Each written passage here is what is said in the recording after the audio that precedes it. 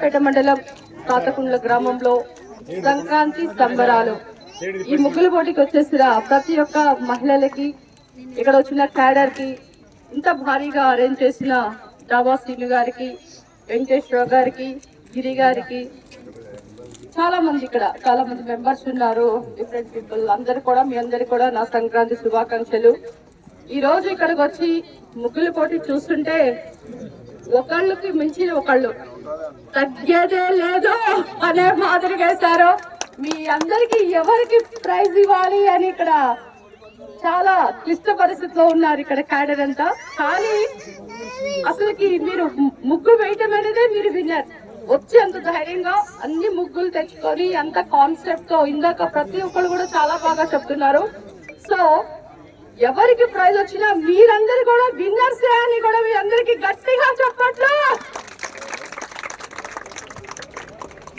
అసలు మనం ముగ్గులు ఎందుకు వేస్తాం?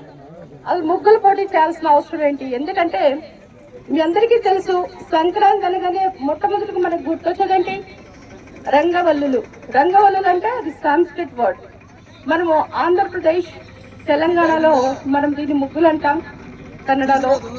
అదే తమిళ్, మలయాళంలో కోలం అంటారు దీన్ని. హిందీలో అయితే రంగోలి అంటారు. సో ఇదంతా కూడా సంస్కృతం రంగవల్లి నుంచి వచ్చిన వర్డ్. అయితే ఈ ముగ్గుల పోటీ ఎందుకు పెట్టాలి, ముగ్గుల సైంటిఫిక్ రీజన్ ఏంటని చూస్తే, ప్రతిరోజు తెల్లవారుజామునే మరి ధనుర్మాసం గంట కొట్టగానే మీ అందరు కూడా పేపర్ ఎప్పుడు వస్తుందని చూసారా? వీక్లీ చూసారా? నేనైతే చిన్నప్పుడు చూసేదాన్ని. వీక్లీలో వాళ్ళు అంటే డిఫరెంట్ ముగ్గులు ఇంట్రడ్యూస్ చేస్తారు. ఎందుకంటే మీ ఇంటి ముందు ముగ్గు ఉంటే మా ఇంటి ముందు అది కాదు, అంతకంటే బాగుండాలి, అవునా? సో కనుక ఏంటంటే ప్రతి నెల కూడా ఈ నెలలో ఒకళ్ళ మించి ఒకళ్ళు ముగ్గులు రిపీట్ చేయకుండా వేస్తూ చుక్కల ముగ్గులు వేస్తారు. చాలా మంది అంటారు చుక్కల ముగ్గులు వేస్తే చాలా పర్ఫెక్ట్ గా వస్తాయి, ఎందుకంటే గీతలు కలపటమే. అదే వలయాలు వేసి లోపల చుక్క పెట్టేయటం అది చాలా అందవేసిన చెయ్యి. వాళ్ళకంటే ఇలా వెంటనే వేసేస్తారు. అయితే మన ఆవు పేడతో కళ్ళాపు చల్లి ముగ్గులు వేస్తాం. అసలు ఆవు పేడకి సిగ్నిఫికెన్స్ ఏంటి అని చూస్తే, ఆవు పేడలో మన ముగ్గులు వేస్తే ఇక్కడ పాములు గాని, చెరువులు గాని, క్రిమి కీటకాలు రావు. ఒకవేళ అవి దాటి ఇంటి ముందుకు వస్తే మనం ఆల్రెడీ సున్నంతో వేస్తాం ముగ్గు, కనుక అవి దాటి లోపలికి రావు. అంటే దీనికి అర్థం ఏంటంటే ఆరోగ్యమే మహాభాగ్యం. అందమైన ముగ్గులు ఉంటే, అందమైన రంగులు మనకి శోభతో పాటు మన ఇంటికి కూడా ఆనందాన్ని, శోభని ఇస్తాయి. కనుక ముగ్గు వేసేటప్పుడు మీరందరు నుంచోనే వేసారా? లేదు కదా. ఎలా వేసారు? కూర్చున్నారు, వివిధ భంగిలు అటు తిరిగి ఇటు తిరిగి మొత్తం రౌండ్ తిరిగి అవి గొబ్బెమ్మలు పెట్టి, చెరుకు గడలు పెట్టి మొత్తం ఎక్సర్సైజ్ అయిపోయింది, అవునా? మీకు ఇప్పుడు ఆకలేసినట్లుంది, ఎందుకంటే అది మంచి ఎక్సర్సైజ్. ఇప్పుడు మనం ఏదో ఒక పని చేయాలి, ఏదో ఒక ఎక్సర్సైజ్ చేయాలి, లేకపోతే మన బాడీ పెరుగుతుంది, మనకి బీపీ షుగర్లు వస్తాయి. కనుక ముగ్గు వేయటం, మొట్టమొదటిగా వేయటం అనేది అది మంచి ఎక్సర్సైజ్. మీరందరూ కూడా అది ప్రాక్టీస్ చేయండి. ఈ రోజు ఒక్క రోజే కాకుండా డైలీ మంచిగా ఇంటి ముందు కళ్ళాపి చల్లి ముగ్గులు వేయండి.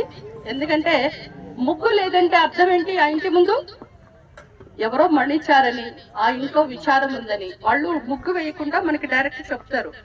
మనకి ఇప్పుడు హరిదాసు కానీ ఎవరైనా అడుక్కోవటానికి వచ్చిన వాళ్ళు కూడా ముగ్గు లేని చోట అడగరు. ఎందుకంటే వాళ్ళ ఇంట్లోనే డెత్ అయింది, వాళ్ళ ఇంట్లోనే విచారం అయింది, మనం ఎందుకు అడుక్కోవాలని. కనుక ఎప్పుడైనా ముగ్గు ఉంది అంటే మన శుభకార్యంకి వెళ్ళేటప్పుడు కూడా ముగ్గుని దాటి వెళ్ళాలి, ముగ్గు లేకుండా వెళ్ళకూడదు.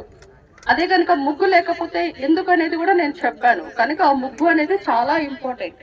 మనము కళ్ళాపి చల్లినప్పుడు అది ఎలా కనిపిస్తుంది? నేల రాళ్ళు రప్పలు లేకుండా మంచి మీరందరూ వేస్తారు కదా, అదేంటంటే మబ్బులు లేని ఆకాశానికి ప్రతీక. దాని మీద మీరు పెట్టే చుక్కలు అవి నక్షత్రాలు. అంటే ఖగోళ శాస్త్రాన్నే మీరు ఇక్కడ దించారు ముగ్గులో. కనుక మీరందరూ శాస్త్రజ్ఞులని కూడా చెప్తున్నా. అంటే ఆడవాళ్ళు అబలలు కాదు, సబలలో ఈ రోజు ఏవైనా సాధిస్తామనే మాదిరిగా మీరందరూ ముగ్గులు వేశారు. చూడండి, మీ అందరు కూడా హ్యాట్స్ ఆఫ్. అయితే ఏసీ మీరు స్టాటిక్ అంటే లైన్లు వేసి చూస్తే అది స్టాటిక్ ఫోర్స్. అదే మీరు చుక్కలు వేస్తే అది డైనమిక్ ఫోర్స్. అంటే ఆ చుక్కల మధ్యలో మీరు చుక్క పెడితే వలయాలేసి అది సూర్యుడు. సో ప్రతి దానికి మీరు వేసిన ప్రతి ముగ్గులో కూడా ఒక కాన్సెప్ట్ ఉంది.